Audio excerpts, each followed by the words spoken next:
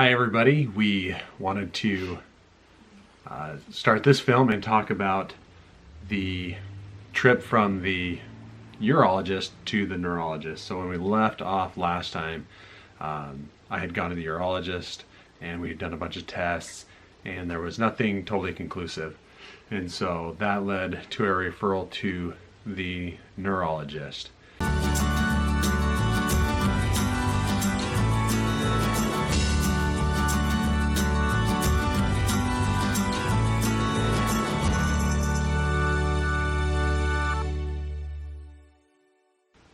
But the thing that I found most frustrating is how long things took. So if you remember, like my symptoms started coming in really strong in December of 2014.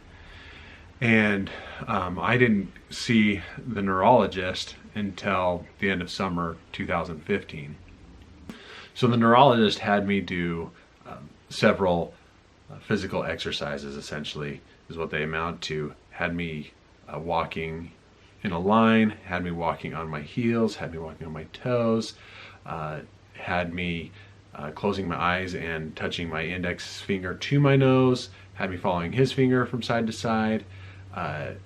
He would push down on my feet and I was supposed to pick them up, or my legs, and testing my strength and those types of things.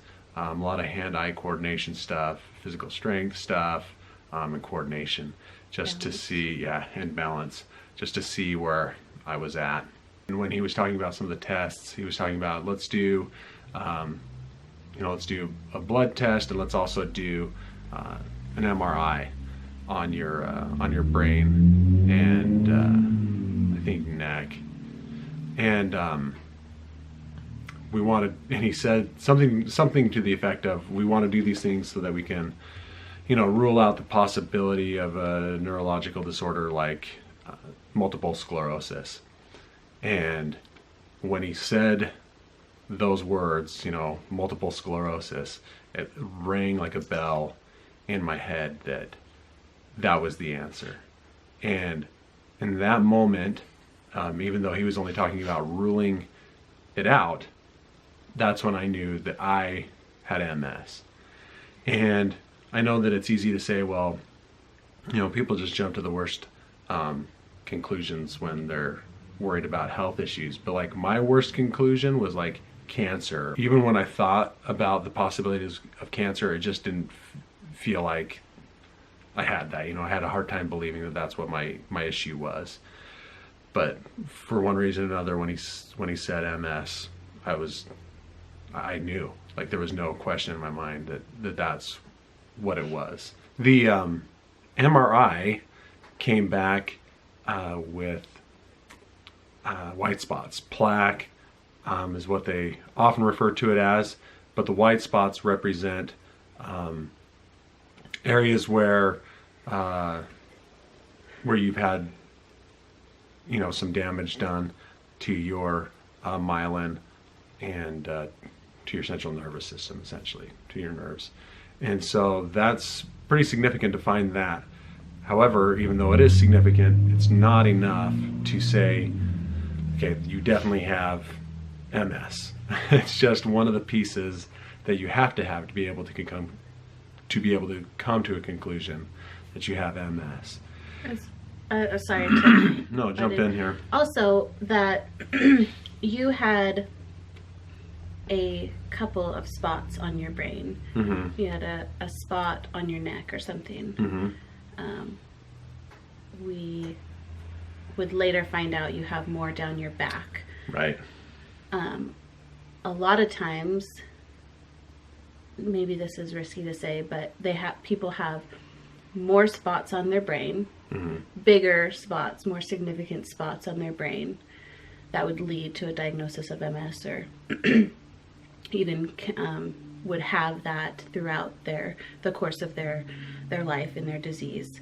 Yeah. So it was just one of those added things to where your results, and maybe we'll talk about that more, but just weren't totally conclusive. Yeah. It left it up to question. Yeah. And so, which was getting really frustrating for me as a patient. Like, oh, we need to try more stuff. We have some answers, but we don't have the answer yet, and it's really frustrating for me. Yeah. And going through, you were saying that you had known, I did not know at that point. I was not privy to that realization or revelation or Sure. what you would want to call that. I was naively really just still hoping it was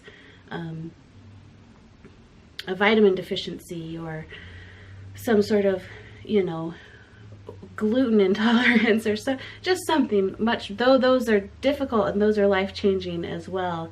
It was something far more manageable and less debilitating or worrisome in a sense. And but as this time wore on, as now we're getting a lot closer to like a year mark, and really multiple years if you've looked at it, just things that have been going on for forever, and pain and discomfort, and then of course the worsening of symptoms throughout that year.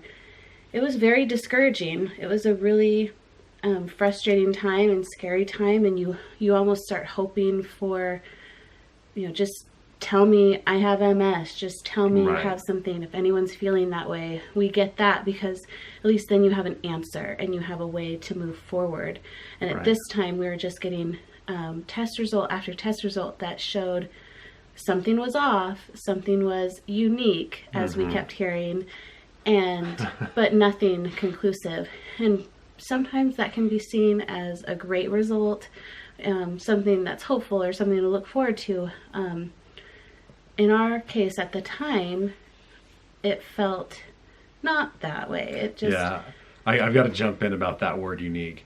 That word unique became a trigger word for me. Like, I would get so angry when I'd hear the word unique. Yeah. Because it just seemed like every time we got a test result or did anything, the doctor inevitably, family physician, urologist, neurologist, they all kept saying, that's odd, that's unique. And I seriously got to the point where it's like, you find a new word to say or we're going to have problems. well, and forgive me if we have mentioned this prior, but he's a young, healthy, athletic guy who was even throughout all of this, was working out and really trying to work on his strength and help his body physically. He was a marathoner. He was just the,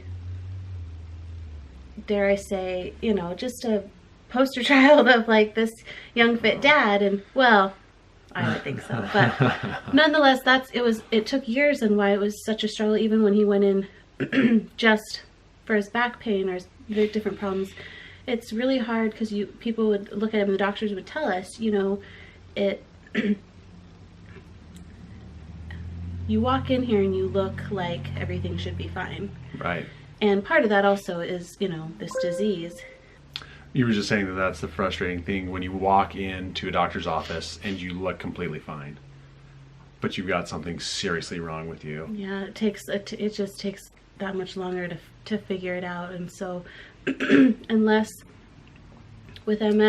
somebody wakes up one morning and can't see, or has some sort of other massive abrupt change neurologically, and it's quite difficult to diagnose. It takes time, which you want them to be thorough. You want to run all the tests. You want to make sure.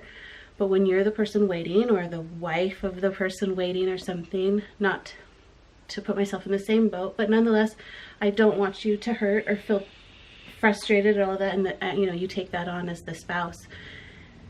You just wanted answers. And Right. So at this point, we were just, it's the fall. It was a struggle. Yeah, you can't start treatment without a diagnosis. And so that was the frustrating part, is like, I knew that I had MS. I was just waiting for the doctors to find out so that I could start treatment and hopefully start feeling better. But it's also something that you're not wishing for. Right. It's that weird, you want answers, but it's not like you're like, oh, I hope it's this. Yeah. Well, I knew it was. Like, that's the difference. Like, yeah, I didn't want it to be, but at the same time, I knew that it was. And it's hard to explain how that felt or whatever, but I knew I had MS. But as we push on here, the doctor, the neurologist took a look at that and still said, this is a bit unique. This isn't this isn't like enough to and say. then Luke slapped him. Yeah. This just isn't enough to say that you conclusively have MS. So let's do a lumbar puncture and see what kind of results we get there. Lumbar puncture, the nickname for it is spinal tap, and everybody probably reacts the same when they hear spinal tap. Like, it's a big scary thing. We've heard plenty of horror That's how stories. They react. My face. Yeah, yeah, perfect.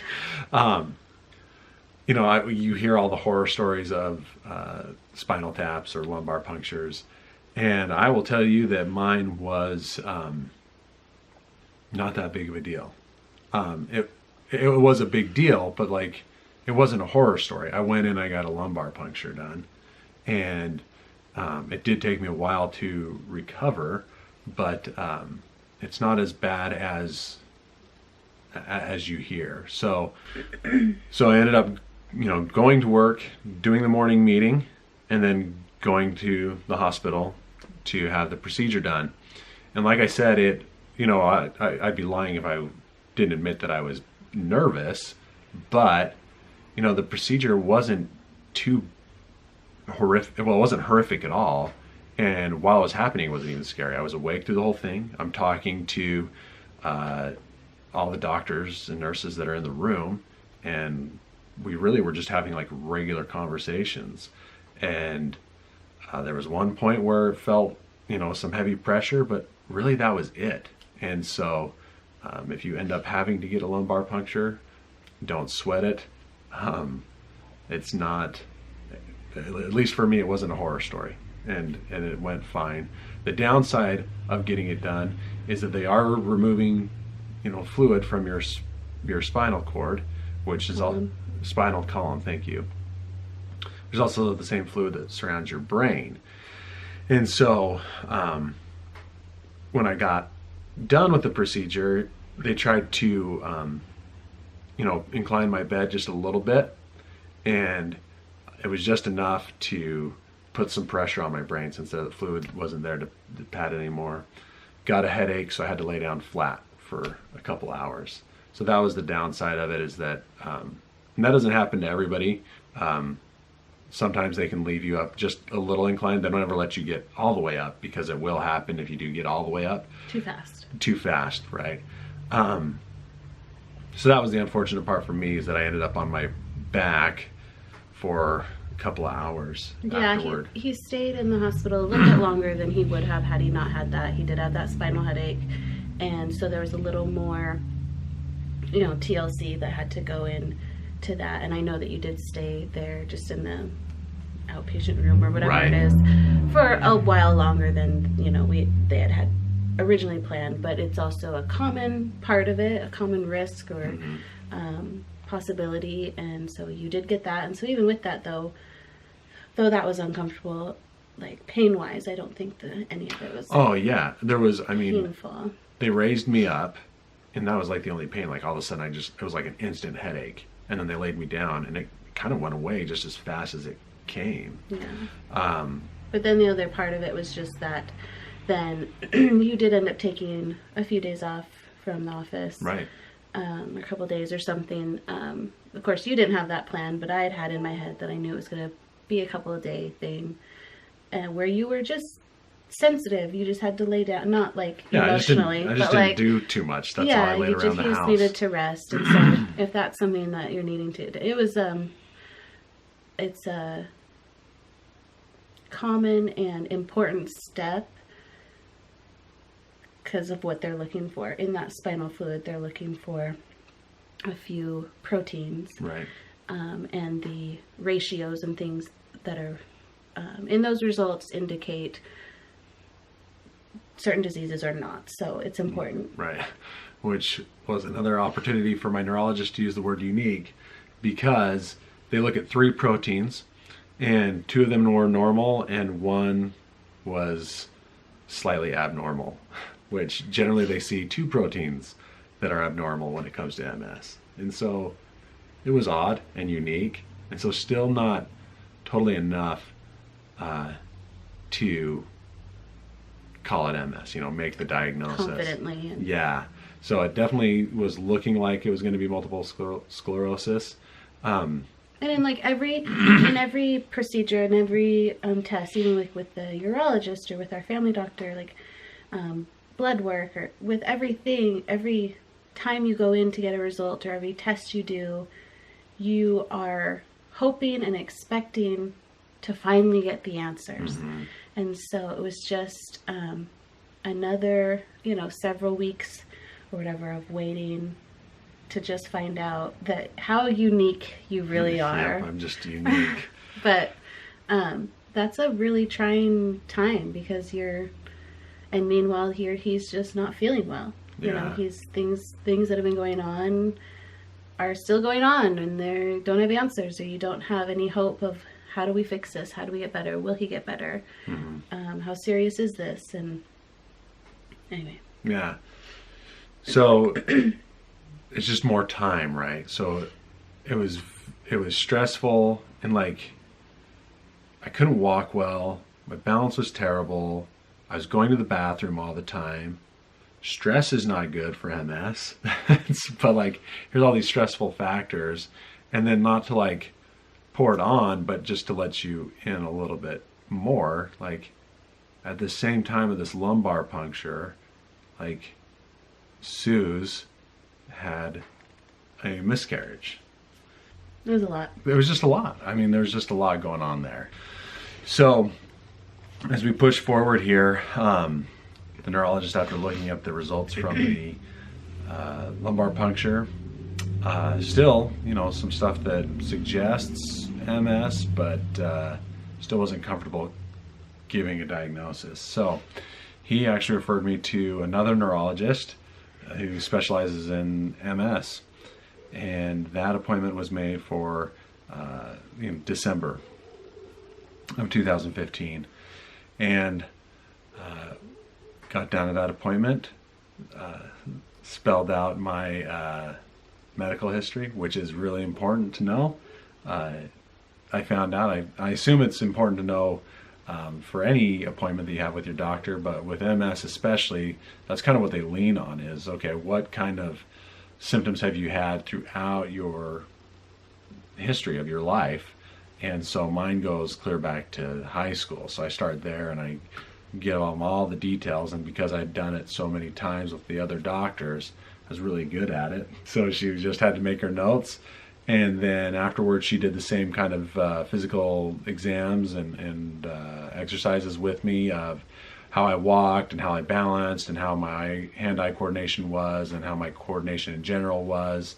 And she was able to definitively say that yes, you have MS and have had MS from at least 2012, if not back to high school. 2010. Or yeah, let me try that again. 2010, if not all the way back to high school. And so it was just like that moment of just like, of kind of like relief, like, oh my gosh, finally we're there. Like we finally got there. And that was that feeling I was talking about, to where you're almost hoping that they'll just tell you, just give you an answer. They give you direction. That's what we thought, and that's, I mean, it does give you a way to go. It's never really the way you want to go, but at least it gave us some sort of hope that we could do something. And all this is going on, and it felt like we were just helpless. Yeah, it just feels like that once you know what it is, then it's time to fight it. You know, like we had that moment of like relief almost, and it was just a moment. Right. Because yeah. 2 days later it was our wedding anniversary, our 10-year anniversary. Well, after everything, 2015 was a long, tough year for us. And so here we are, our anniversary, 10-year anniversary. And Suze didn't want to go out to dinner, didn't feel like dinner. I don't even barely remember it. But so we decided that we would just go to the frozen yogurt shop here in town, and we had frozen yogurt, and we sat down on their couch, and we didn't really talk to each other a whole lot. Like, we said some things, but you were I was Christmas shopping, like yeah, online on my and phone. I fell asleep on the couch. So that was our anniversary. Which sounds so pathetic now that I'm saying it, but like, that was just the reality. It was like we finally had a moment where it was just her and me, and no doctors, and no more wondering what it was, and things like that. It was like just like this moment that we had was just like, could just stop and relax. And so we did, and I fell asleep. So but you know, that was, it really ended up just being part of more of the beginning of this whole thing, because, you know, the doctor, the neurologist, ended up laying out, you know, 13 treatment options that I had, but coming to a decision on what I was going to use as a treatment option, and trying to figure out if it was being successful or not, and would I feel better again or ever feel better again, and you know, what else could I be doing, and how do I just get as close to normal. And I hate using that word normal, because what is, I mean, normal seems relative, but back to at least where I used to be, and or close to it. And even still today, as we're recording this, you know, we're still trying to figure that out.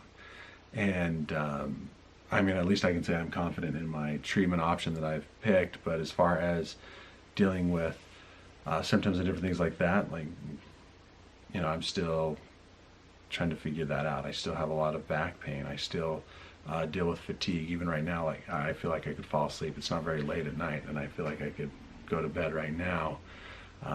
Still having plenty of muscle spasms, and my balance isn't great. You know, it's all these same symptoms I'm still battling with and still trying to get through. So we'll talk about all of that maybe later. But I wanted to mention it because even though that diagnosis came a year ago, from us feeling this, we are still figuring it out. We know what the enemy is, but we're still trying to figure out how to defeat it, how to conquer it. And I say that more along the lines of anybody out there dealing with this, that you're not alone, and the feelings of wanting to give up, the feelings of wanting to just go back to bed and sleep it all off, the feelings of you're not good enough, you're never going to feel better, you can't do it anymore, are totally normal, rational thoughts to have during this. But I also said that if I can do it and hang in there, then I'm under the impression that anybody can deal with it and get through it and hang in there.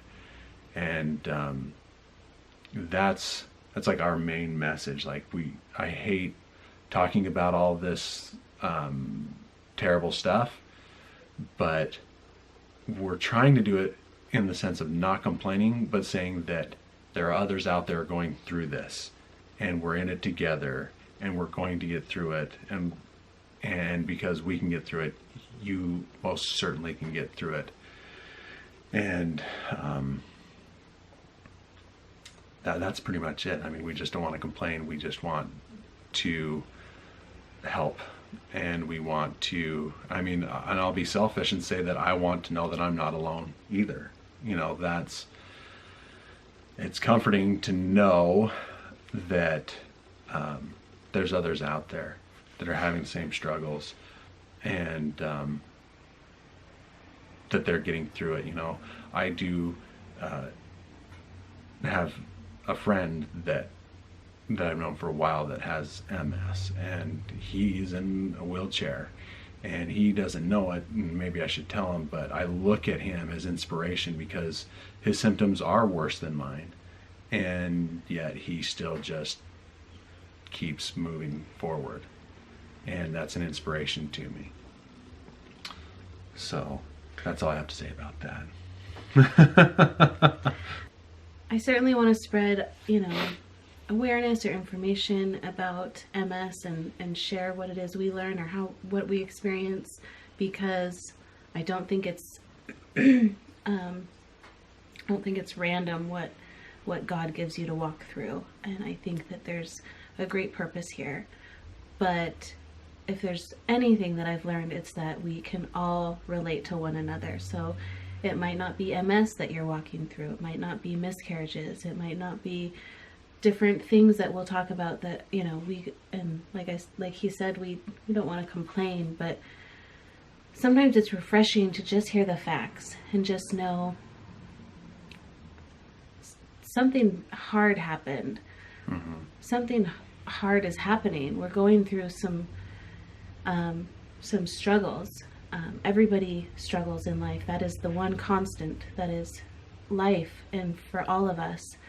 But to know that it's okay, and that we can still have hope, that we can help each other, and that we can have a good life and really enjoy life, and that there's a lot of blessings happening because of our challenges. And as we learn about them and about ourselves and learn through them, that that we can just get better. But the thing that I've learned most prominently is just how much we can relate to one another. Yep. The feeling of loss, and the feeling of defeat, and the feeling of being worried about your spouse or not feeling good, and anxiety, and all of the feelings. Right. Those feel the same, and the sources are different for all of us, but those feelings are the same, and we can relate to one another. And so hopefully in that we'll help buoy each other up and just enjoy life. But anyway, we thank you guys for watching, and we hope that you guys continue watching, and we will see you on the next one.